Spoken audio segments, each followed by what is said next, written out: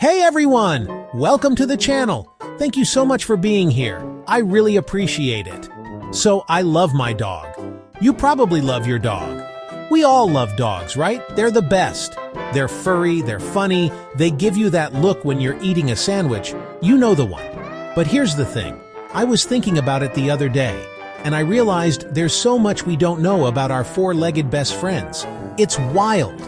They're living in our houses, sleeping on our beds, and we barely know their secrets. So today we're going to fix that. We are diving deep into the world of dogs. Alright, first up, and this one blows my mind. Have you ever noticed that your dog just knows when it's dinner time, like to the minute? Or they start bringing you the leash at exactly 5:02 p.m. every single day? You think, wow, my dog is a genius. And you're right, but it's not magic. Dogs have an incredible built-in sense of time. They're not looking at a watch. So here's how it works. They are creatures of habit, big time. Wake up, potty break, breakfast, nap, stare at the mailman, another nap, the walk. But wait, it gets even cooler. Some scientists believe it's also tied to their sense of smell. As the day goes on, the scents in your home change. The smell of you fades the longer you're gone at work. Your dog might learn that when your scent reaches a certain low level, it means you're about to walk through the door. Can you believe that? They are literally smelling the passage of time. So next time your dog starts doing the "it's dinner time" dance, remember they're not just being pushy. They're like little furry time-traveling wizards who are also very interested in what you're having for dinner. It's a combination of genius and a bottomless stomach, and we love them for it. Okay, this is one of my favorites. You know how on all the crime shows they're always talking about fingerprints? Get me the prints, Johnson. No two human fingerprints are the same. Well, get this. Your dog has the exact same thing, but it's on their nose. That's right. That cute, wet, boopable snoot has a pattern of ridges and creases that is completely unique to them. I'm not kidding. Every single dog in the world has a one-of-a-kind nose print. A Corgi in California. A Corgi in England. Even identical twin puppies will have different nose prints. It's like a little piece of natural art right on their face. The Canadian Kennel Club has actually been accepting nose prints as a form of identification since 1938.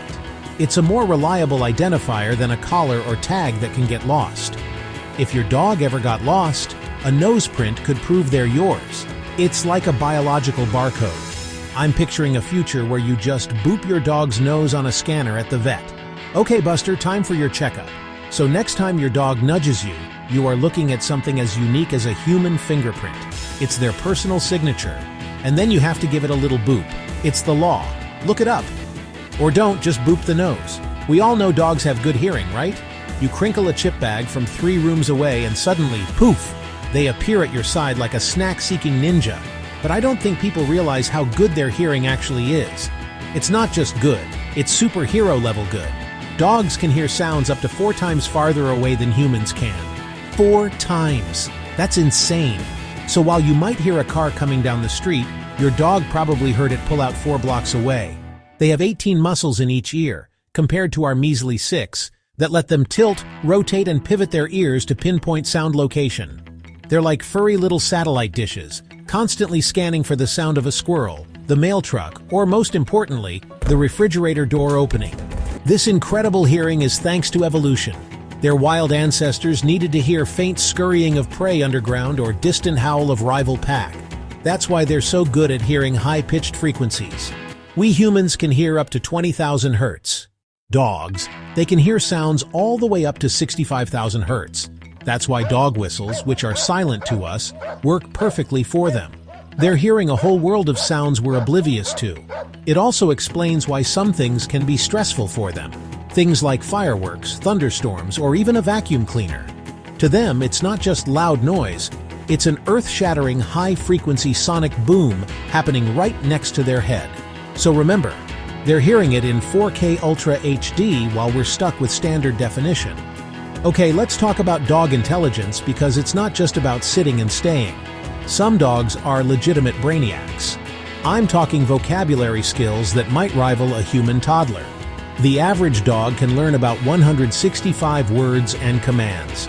That's already impressive, right? That's more words than I remember from my high school Spanish class, to be honest. But for some dogs, that's just a warm-up.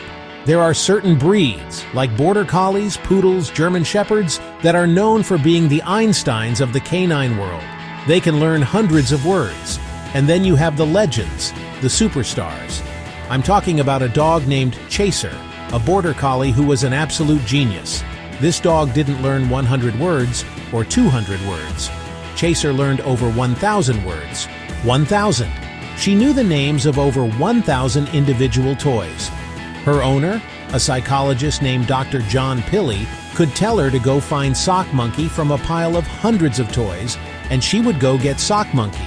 She could even understand grammar and sentences. He could tell her to take the frisbee to the ball instead of take the ball to the frisbee, and she'd understand the difference.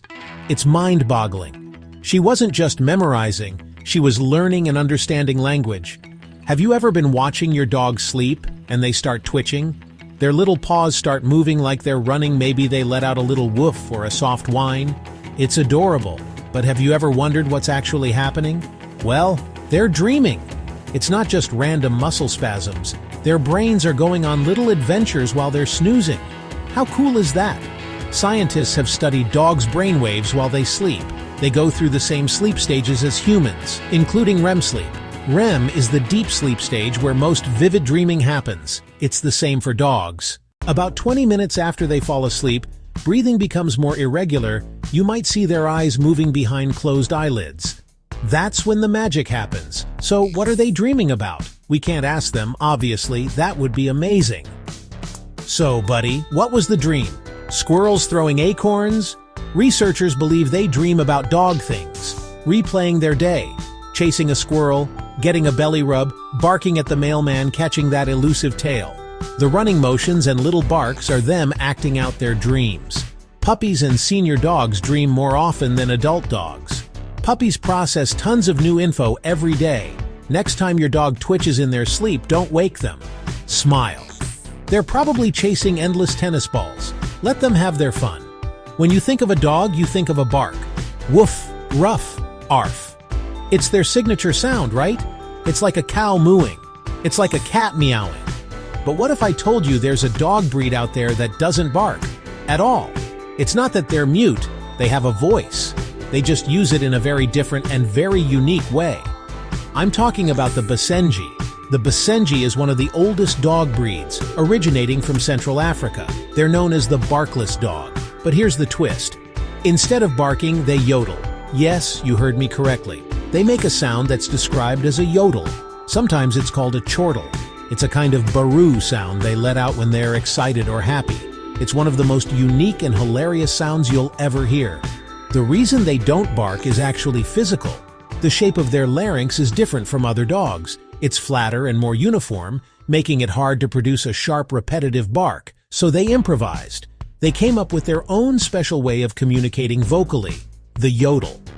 It's a perfect example of evolution finding a workaround. These dogs are also known for being very cat-like. They groom themselves meticulously.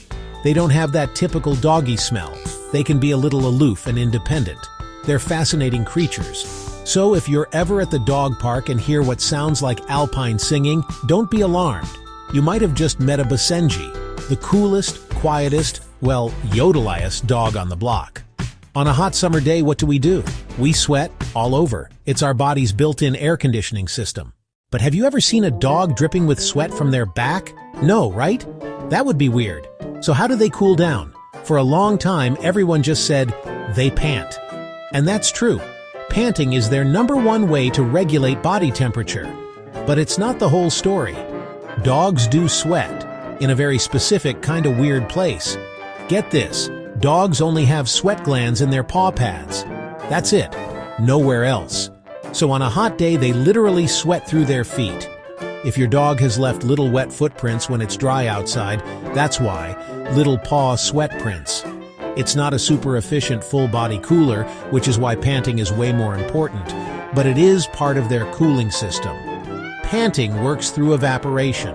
When a dog pants, air moves quickly over the moist surface of their tongue and their lungs, which evaporates moisture and cools them from the inside out. Brilliant design. Paw sweating is just a little bonus. When you think of the fastest land animal, what comes to mind? The cheetah, right? It's the undisputed champion of the sprint. They can go from 0 to 60 miles per hour in about 3 seconds. It's absolutely breathtaking. But what about a long-distance race? If you were to pit a cheetah against a certain dog breed in a marathon, the dog would win, and it wouldn't even be close. That dog is the greyhound.